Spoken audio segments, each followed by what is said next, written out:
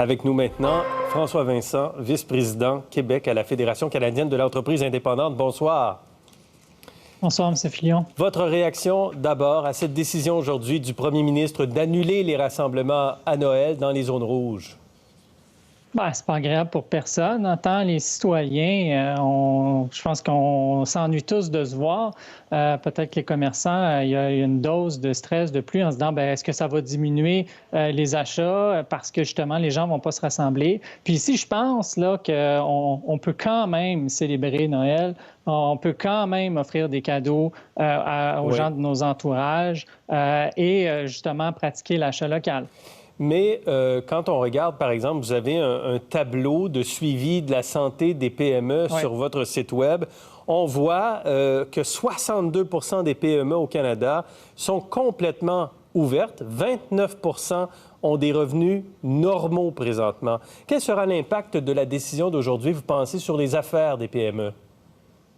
Bien, c'est pas des décisions qui vont avoir comme impact d'augmenter ces chiffres-là. Puis au Québec, on voit que les chiffres ont réduit aussi. Quand on regarde en septembre, c'était 78 qui étaient complètement ouvertes. On tombe à 63 Au niveau des revenus aussi, c'était 40 qui avaient des revenus normaux en septembre. Puis ça a tombé à 30 Le commerce de détail, là, actuellement, on vit les semaines les plus importantes pour le commerce de détail. C'est 65 des commerces de détail qui n'ont pas retrouvé leur vente normale au Canada.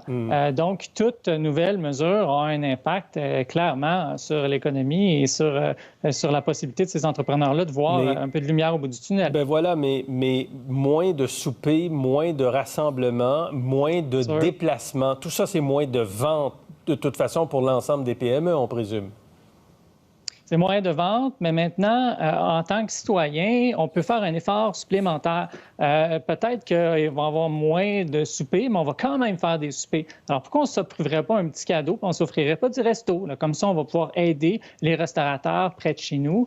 Les cadeaux, on peut en acheter chez nos commerçants. On peut en acheter chez nos commerçants locaux. Il y en a 86 qui offrent des manières différentes pour être capable justement de rejoindre la clientèle. Par exemple, le ramassage en bordure de rue, la livraison sont accessibles en ligne.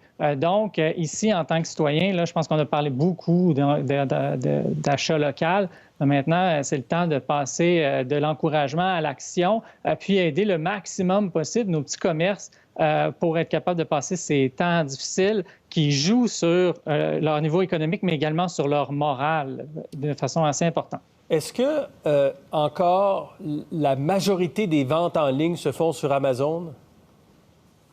Bien, si on regarde les revenus d'Amazon Canada, il y a eu une augmentation assez importante par rapport au trimestre précédent. Puis, le confinement n'a probablement pas aidé ça. Parce que, tu sais, le commerce de détail, on ne se le cachera pas, il y avait une transition, puis l'achat en ligne, déjà, avant le confinement, prenait de plus en plus d'importance. Maintenant, pendant 2 mois, les personnes ont peut-être eu une habitude de faire un clic, puis ensuite de ça, de retrouver la boîte en avant de chez eux. Puis comment fonctionne le marketing, maintenant, c'est du marketing ciblé par rapport aux recherches qu'on fait.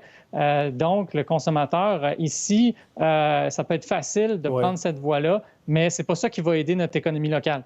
Est-ce que la décision d'aujourd'hui pourrait en même temps tourner à l'avantage des commerces? Parce qu'en principe, en zone rouge, les restaurants, par exemple, les bars sont fermés jusqu'au 11 janvier.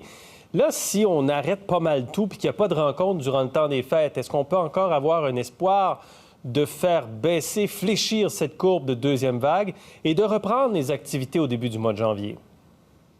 Je pense qu'on peut avoir espoir. Puis la chose que les entrepreneurs veulent faire, c'est d'ouvrir leur commerce, c'est de servir leurs clients, c'est de faire leur passion. Puis vous aviez fait des beaux textes là-dessus aussi, M. Fillon, notamment sur la restauration. Puis il y a une très grande incompréhension dans certains secteurs d'activité économique. Donc, si on est capable justement de baisser la courbe puis de permettre à ces commerces-là d'ouvrir, ça va être le plus beau cadeau qu'on peut faire aux entrepreneurs. Puis on voit qu'il y a des bonnes nouvelles aussi devant nous, notamment en Grande-Bretagne, où ils vont commencer avec le vaccin, puis vous en avez parlé juste avant. Donc, je pense qu'ici, je me permets de citer René Martel, un jour à la fois, mais maintenant, on a tous hâte que ce soit derrière nous. Parfait. Un jour à la fois, vous avez raison. François Vincent, merci beaucoup. Merci, au revoir.